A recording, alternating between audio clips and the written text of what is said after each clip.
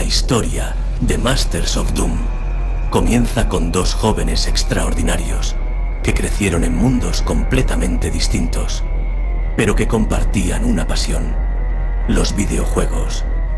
John Romero y John Carmack se convirtieron en pioneros de una industria que estaba en su infancia, y su trabajo conjunto dio origen a juegos icónicos que transformaron la cultura digital para siempre.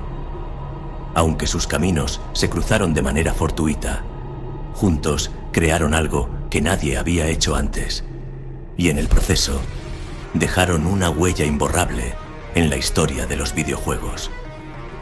John Romero, el más carismático y sociable de los dos, tuvo una infancia complicada. Creció en un hogar marcado por la inestabilidad y la violencia. Desde muy pequeño, encontró consuelo en los arcades y en las primeras máquinas de videojuegos que se popularizaban en los años 70 y 80. Pero para Romero, los videojuegos no eran solo un pasatiempo, eran una obsesión. Rápidamente se interesó en aprender a programar y, de manera autodidacta, comenzó a diseñar sus propios juegos.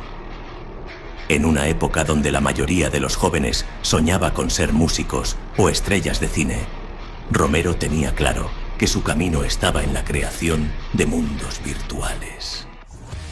En paralelo, en otro lugar del país, un joven John Carmack también desarrollaba una obsesión similar, pero con un enfoque muy diferente.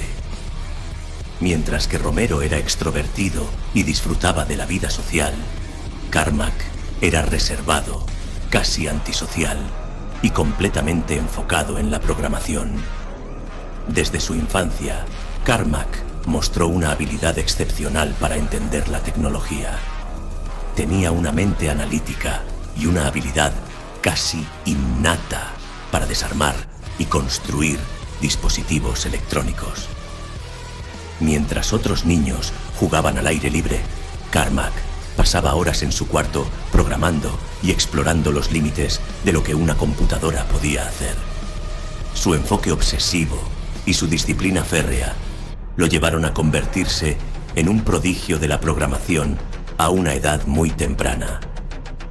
El destino llevó a estos dos jóvenes a encontrarse en Softdisk, una pequeña empresa de software en Luisiana. Allí trabajaban desarrollando juegos y programas que se distribuían en disquetes a través de una revista mensual. Aunque el ambiente en Softdisk era limitado, con pocos recursos y escasa infraestructura, para Romero y Carmack era un terreno fértil para experimentar y aprender.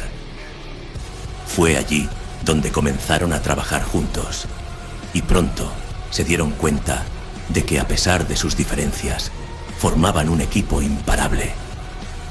Mientras Carmack desarrollaba tecnologías avanzadas para los juegos, Romero aportaba creatividad y diseño, logrando que sus creaciones fueran no solo técnicamente impresionantes, sino también extremadamente divertidas. El primer gran avance llegó cuando Carmack desarrolló una técnica innovadora para la época: el scrolling suave, una tecnología que permitía que los gráficos de un juego se desplazaran horizontalmente sin problemas. Esto era un cambio significativo en un momento en que la mayoría de los juegos eran rígidos y limitados en movimiento. Con esta tecnología crearon Commander Keen, un juego que se convertiría en un éxito rotundo en el mercado shareware. Commander Keen no solo fue un logro técnico, sino que también marcó el comienzo de una nueva era para Romero y Carmack. El éxito de Keen les permitió dejar Softdisk y fundar su propia compañía, id Software. Con la creación de id Software, Romero y Carmack tenían total libertad creativa y financiera para perseguir sus ambiciones. El primer gran proyecto que emprendieron bajo esta nueva bandera fue Wolfenstein 3D. Este juego, lanzado en 1992, revolucionó el género de los shooters en primera persona.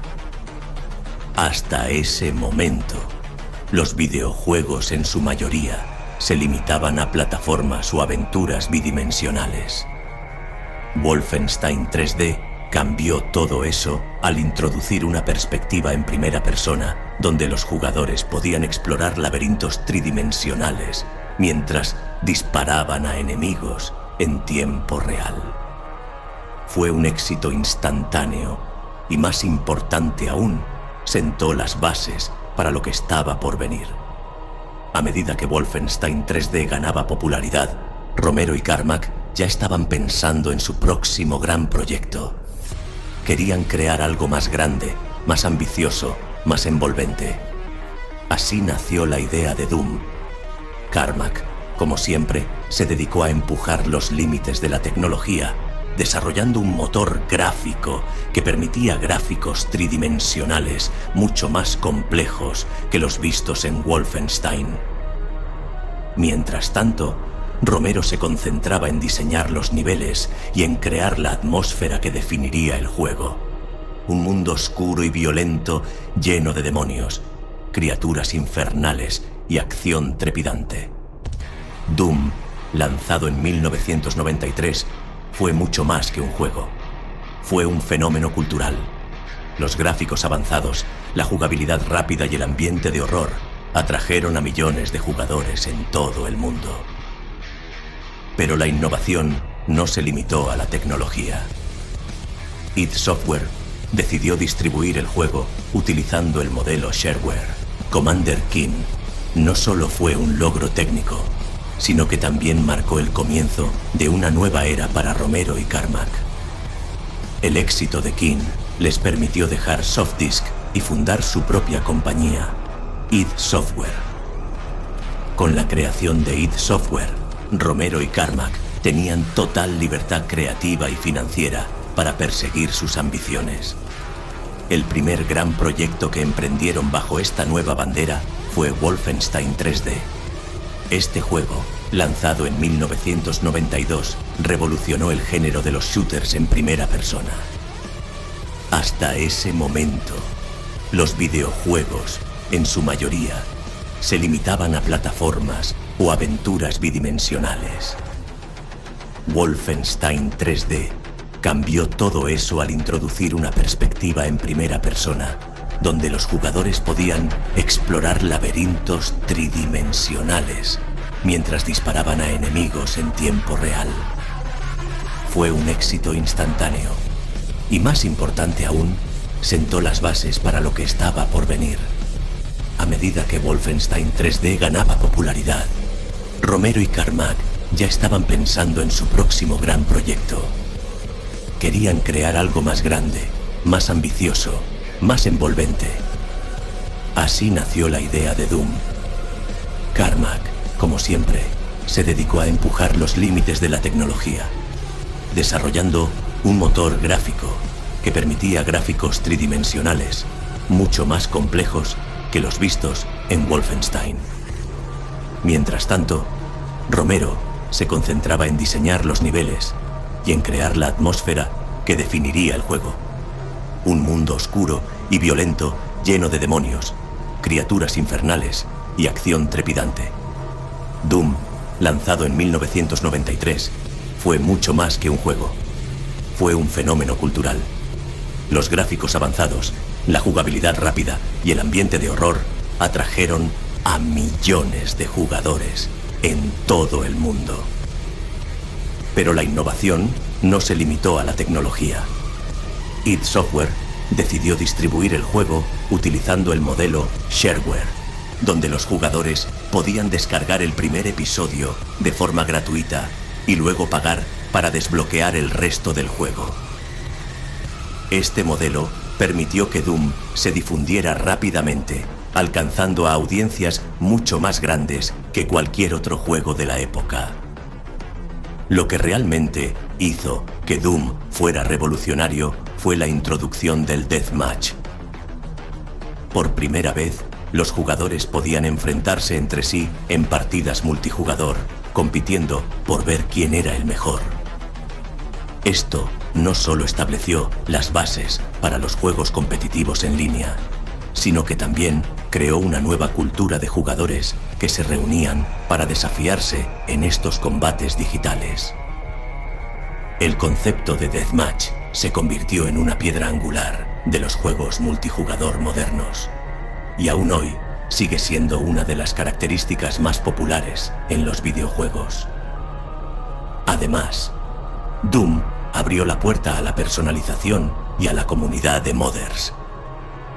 Carmack y Romero diseñaron el juego para que fuera fácil de modificar, lo que permitió a los jugadores crear sus propios niveles y compartirlos con la comunidad. Esto fomentó una cultura de colaboración y creatividad que sigue viva hasta el día de hoy.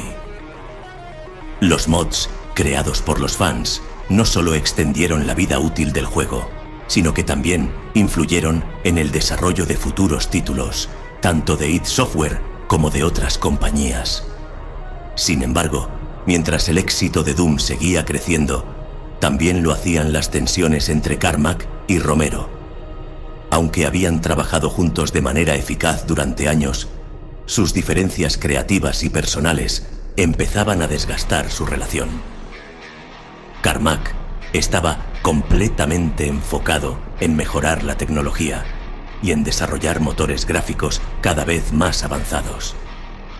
Romero, en cambio, quería hacer juegos más grandes y más complejos, con un enfoque en la jugabilidad y el diseño por encima de la tecnología. Esta diferencia de visiones se convirtió en una fuente constante de conflicto. El desarrollo de Quake fue el punto de quiebre.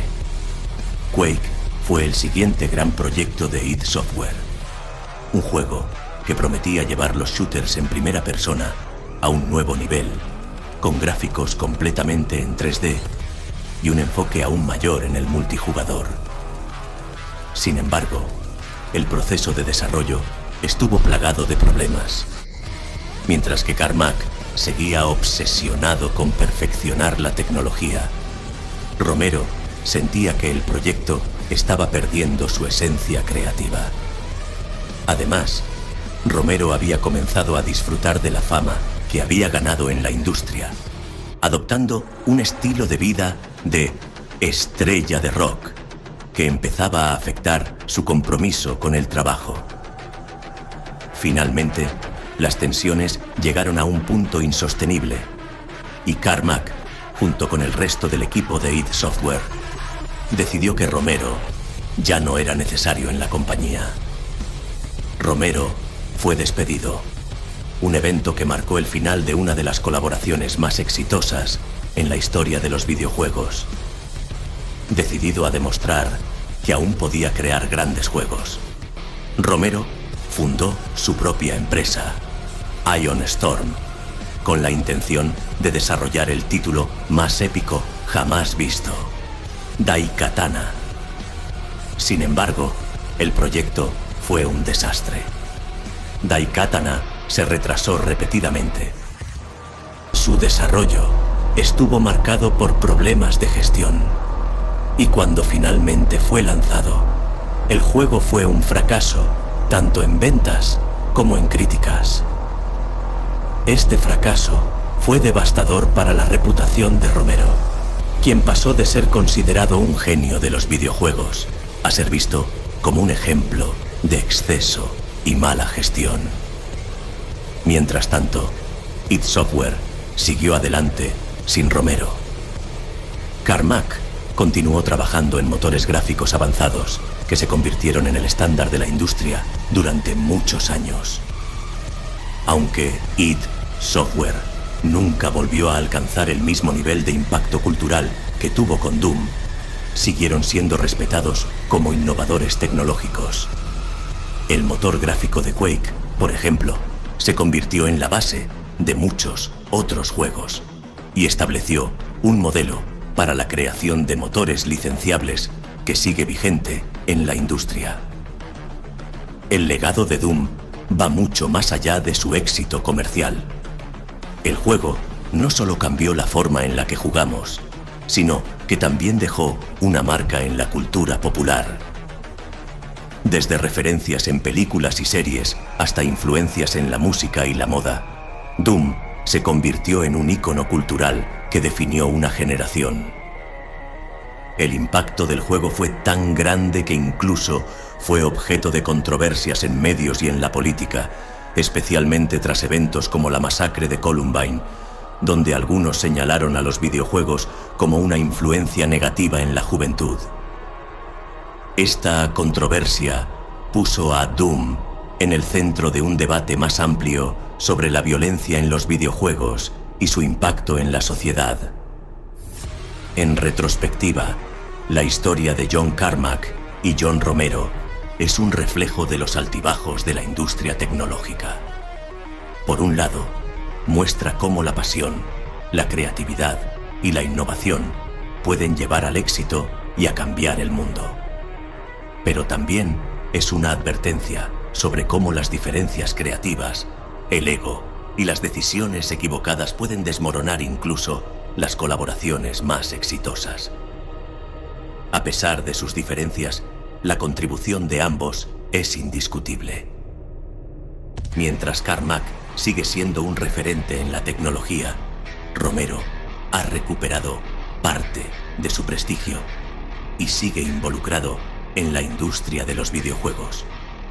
Aunque los días dorados de id Software ya quedaron atrás, el impacto de Doom y la historia de sus creadores seguirán siendo recordados como un hito en la historia de los videojuegos.